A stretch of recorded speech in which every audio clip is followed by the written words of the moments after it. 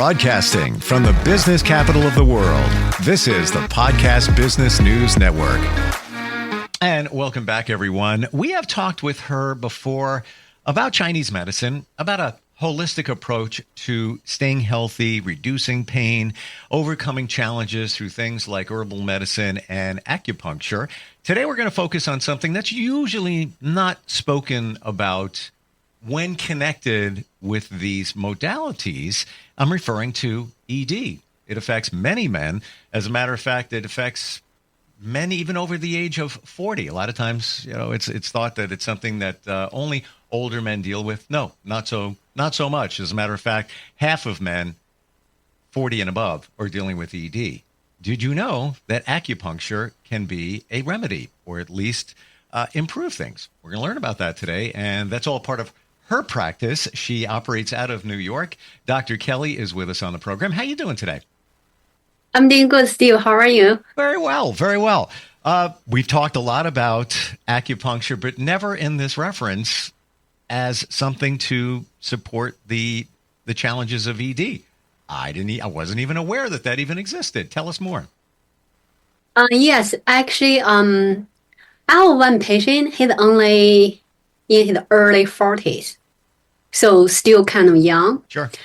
So one day he came in. He said, "Hi, Dr. Kelly. I have the frequent urination. Like I have to get up, go to the bathroom during the night. Do you think you can help me?" I said, "Sure. Chinese medicine almost can treat everything." So I said, "Sure." So I use an acupuncture point, help him about his frequent urination. Next time during his visit, he said, "Wow, that point did help me. I reduced the time to go to the bathroom at night." Plus, he said there's a bonus of that point is it helped about morning, erection. I'm like, wow. So my concern is he's only in his early 40s. To people who are, 40, they are kind of like still young. I don't even think that's going to be a problem for this kind of population. Sure. But since he mentioned, which means it does bother, people in that age group. So it's actually very basic point. I didn't really use a lot of complicated points combination. Very basic point. So it helped him. So that really make me think about there are going to be actually a lot of population facing this problem, but they don't want to mention. They feel kind of like shame or embarrassing, or they don't even know acupuncture can help it. So, all right, let's work through this. The frequent urination right away speaks about potentially something related to the prostate. So, in the point, is it a pressure point? Is it a meridian? What is it called? So it's like a normal point on one of the, actually, we call it extraordinary channel. So it's a point like kind of like in the anterior midline. So it's not too private. It's like above the border of pubic bone. So that point I use to help him. Frequent urination. So in Chinese medicine, anything related with pee or poop is basically in charge by the kidney. So it's related with kidney UB. So anything in the lower jaw, like lower part, we call it a lower jaw. Like we kind of like divided the body like upper jaw, middle jaw, and lower jaw. Lower jaw basically about like kidney or UB. So anything like frequent urination or ED or pee and poop problem, we put it like kidney problem. So that point I use on him helped his kidney. So that's why I helped his frequent urination and helped his morning erection. So that's why. Wow, interesting. Have to ask the obvious question: where the acupuncture needle went in? It was somewhere. How can you explain where it was? Because just for men listening, that might be, needle's not going in there. No, it's not another in there, but it's above the pubic bone. Okay. So yeah, it's above the pubic bone. So you don't need to worry about it gonna hurt, your thing. Gotcha. No, yeah, it's above it. So the reason why acupuncture can help about, urination or ED is, so one of the reasons why people have ED problem, it could be from emotional stress. So if they are really stressful, have a lot of anxiety, or they even scared, they were scared of something, they will have the problem. So if people have ED because of the stress, so in Chinese medicine, we will release the stress. That's one approach about the stress to help about the ED. So, and it's been said through much research that many times men with that challenge, it's psychological. It's a small percentage where it's something connected to a physical situation. That being said, if he's having challenges with ED, or any man, would you do the same exact thing, or would you look at it differently? This was kind of a, as you said, a bonus that we were working on frequent urination, and then it relieved an ED situation. But if a man came to you and said, "Yeah, I got problems with ED, I don't, what do I do?" Would you be putting the acupuncture needles in a point that is more psychologically connected, or something physically? That's a very good point, Steve. So it looks like Chinese medicine already. I've learned from the best, and that would be you. Thank you. So there are different reasons why people have this problem. One, I said, could be from emotional stress. One could be people have internal cold. When people have internal cold usually kind of like tend to congeal. We say, for example, like ice, right? Because it's cold, so it doesn't move. When people have ice, on their body, or if they have coldness in their body, it just qi and blood cannot move. But when you have ED, basically means you don't have enough qi and blood flow to there, because the cold congeal it. Cold kind of like stop the qi and blood move to there. That's why they have the problem. So if the reason is due to the coldness, internal cold, we can warm them up by using acupuncture, because there are some points we can use to warm them up, get rid of the coldness. That's one of the treatment we can use. Interesting how this all connects within different points in our body. And fantastic that this gentleman had, relieved two things, I guess two for the price of one in some regards there.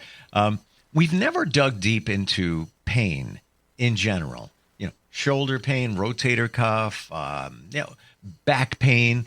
Acupuncture can support that and help somebody feel better too, right? Can you tell us how that works? Yes, actually, this also, usually mainly people think about the pain. They kind of like, oh, it's physical. But actually, the physical pain can relate it a lot with the emotional. So if people have a lot of stress, they can have the physical pain. Like people say, I carry my stress on my neck, on my shoulder. So that's why a lot of people have neck pain, shoulder pain, because they are so stressful. So when people come in for the pain, doesn't mean, oh, they went to gym.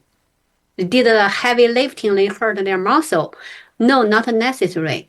People can sit in front of the computer all the time, but they have the pain. Have nothing to do with the gym, have nothing to do with heavy lifting or carry the heavy stuff. What is going on with the psychological aspect that's connected to pain? Actually, funny enough, emotional stress in Chinese medicine we related with cold. So emotional stress is cold. We may think about, oh, it's stress, it's invisible. It's like the air, like no temperature, right? Actually, emotional stress is cold. When you have the stress, you kind of like have the cold into your body. When you have the coldness in your body, your qi and blood are gonna congeal. They're not gonna move. When they don't move, you will have the pain. Wow. All right. You mentioned before about cold and hot. Yeah. And I've heard of that before, but I'm not 100% sure I fully understand it. Can you tell us how that works? What's going on there when, there's a situation where our body is hot, when our body is cold? And we're not just talking about temperature. I feel cold, I feel hot. That's not what this is, right? Well, it's kind of like both. So, for example, a 70 years old, right? Usually people think, oh, 70 years old, it's kind of like their body kind of like going downwards. They kind of like compare with their younger age. They should be kind of like feel a little bit cold, right? Their hands not so warm anymore, or even we mentioned about the ED, right? Or 70 years old kind of like should have ED, but actually not necessary. Maybe there are like most 70 years old experience more such kind of problem than the younger people. But if a person 70 years old but doing exercise, eat properly, don't eat the cold stuff. Cold can be mean cold temperature, like you put ice in your drink. Or cold can be in the nature is cold. For example, vegetable. If you eat raw vegetable, that is cold in the nature. So that's why I suggest my patients eat cooked food. Even the salad. People think, oh, salad is healthy. I said, no. If you have weak spleen, when you eat raw salad, it's gonna make your spleen work harder, which is gonna damage your kidney, your spleen. So in this way, both naturally cold and temperature cold is kind of like bad for our body. Interesting. And I remember you saying salad, why it seems okay. It is cold and not the best thing. So question, what about sushi, raw fish? It's said to be very good for you, but it's cold. Yeah, that's why I suggest patients, if they really love sushi, eat with ginger. Because you go to sushi restaurant, they will serve with ginger, serve with wasabi. Why? Because sushi is cold. So if you eat with ginger and wasabi, it's not gonna be so cold anymore. It's kind of like put the hot and cold together, so neutralize a little bit. You just made a connection in my mind about all of this. Wow. Okay. So now the pieces are coming together. What's going on with the wasabi? So would you say in Chinese medicine, Chinese culture, wasabi was added to meals to make them quote unquote hot, not just for the flavor, but for the hotness? Was that intentionally done? You're absolutely right. They did that with a purpose. Yes, it's naturally because the wasabi ginger is hot in nature, and sushi is cold cold temperature and cold in nature. So you put the hot and cold together, not gonna be so hot or so cold. It neutralize each other. That's make people feel more comfortable. Their stomach is not gonna be feel so cold or so hot. If you just eat wasabi itself, it's too hot. Right. Oh yeah. So it balances it out. Absolutely. Yeah. What about beverages? A lot of us love a cold drink. Should we be drinking that at room temperature or warm? Yes. I always suggest my patients drink water or whatever at least room temperature. Anything colder will give you coldness in your stomach and your body will feel cold. I have a lot of young female patients. So they come in, they said they have PCOS. I asked them, do you eat a lot of ice cream? They said yes. They said when I was younger, my mom told me don't eat too much ice cream. I never listened. Now I got the PCOS. I know my mom was right. But Wow. it's too late. I mean, not too late. We can always treat them. But the point is, when you put constant cold stuff in your body, you will have something over there. It's not gonna just happen in one day, but little by little, the cold will have something in your body. We have to get rid of it one day. Got it. Okay. So we're not, one-off situation. Let's say you have sushi without ginger or wasabi. It's okay. But on a regular basis, having things that are cold, what I'm getting from you is not a good thing for your body. In general, yes. Wow. Is anything cold ingested, whether it's a liquid, whether it's a solid? Is there ever a time where it's good for you? It's okay for you?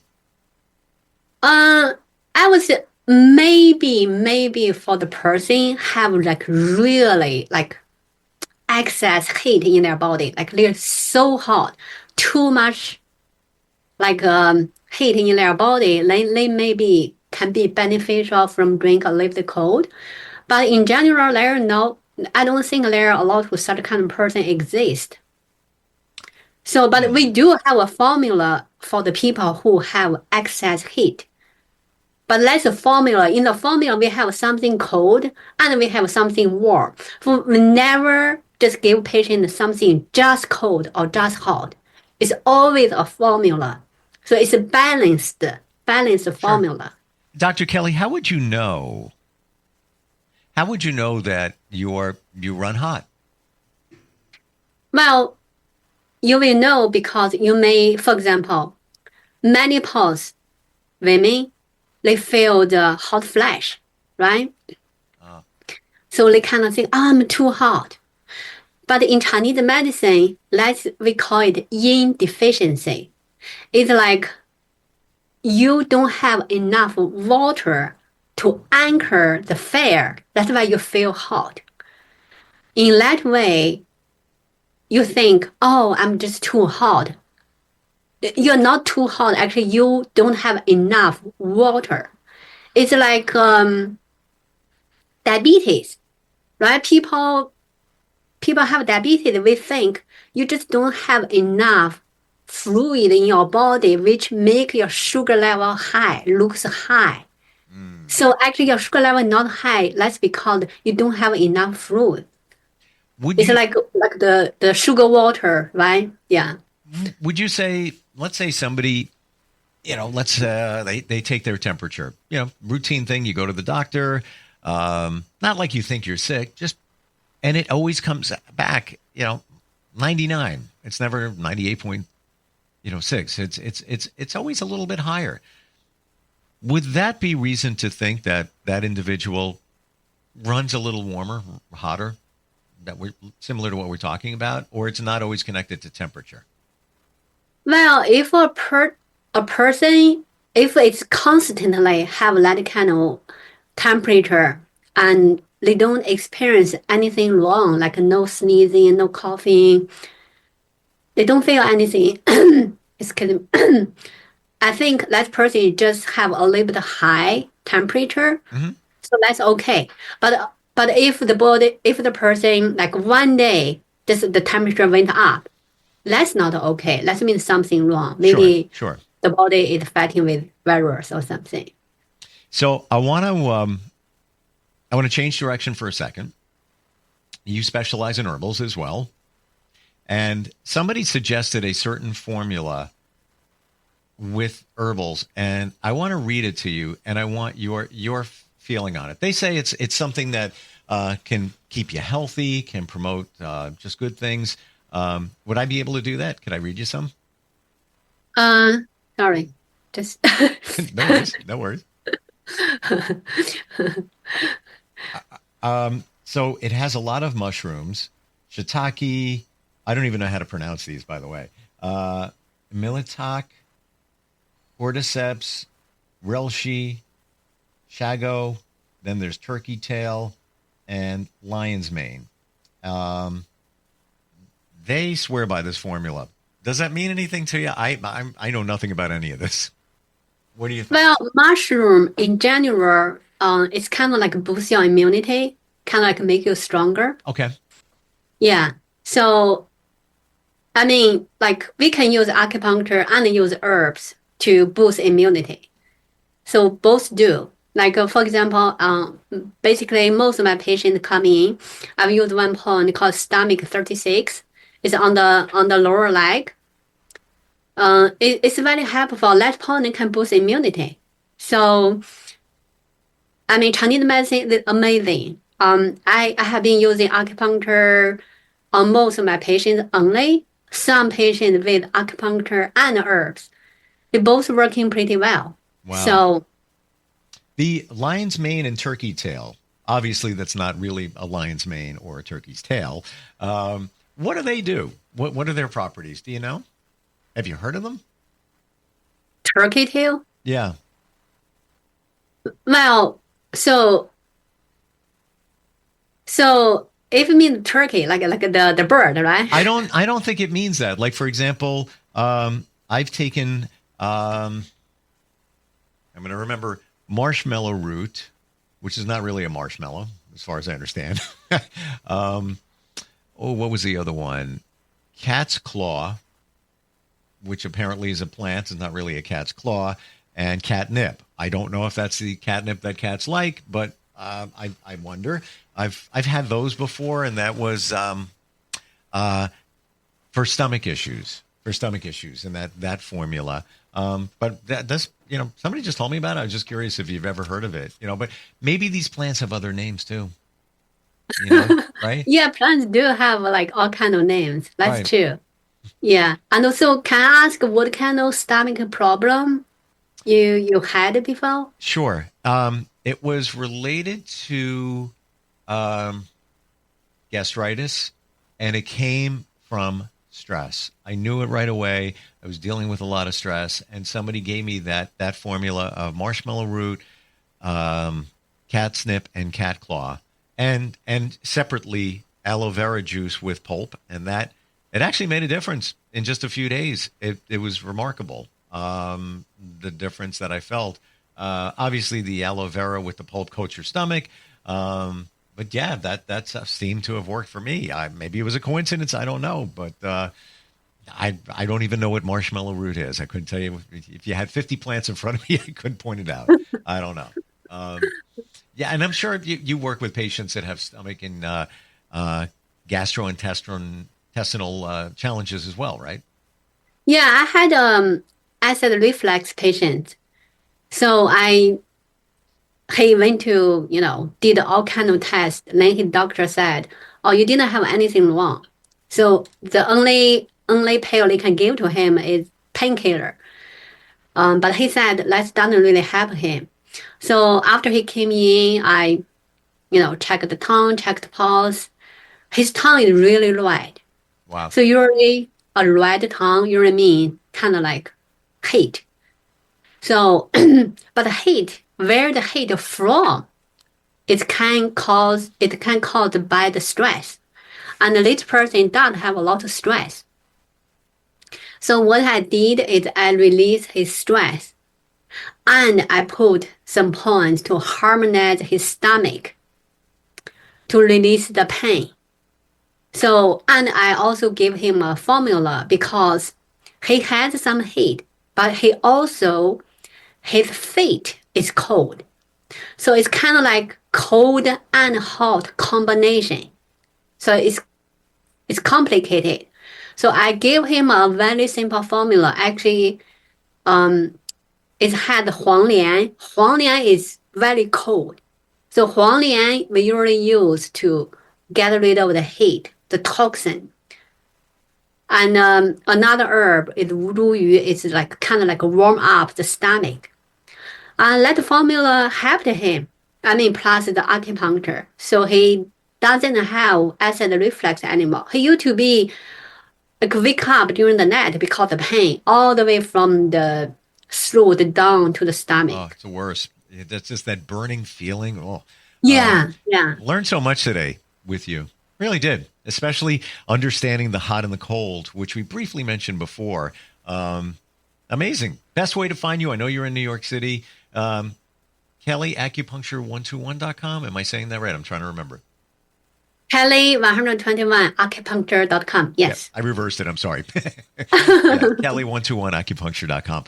Thank you so much for today. Thanks for all your knowledge and your insight. People need to know that there's more out there than just popping pills and medicine. You know, this has been something that's been around holistically for many, many, many years, hundreds and hundreds of years. Thank you so much, Kelly. Thank you, Steve. Appreciate it. We'll be right back.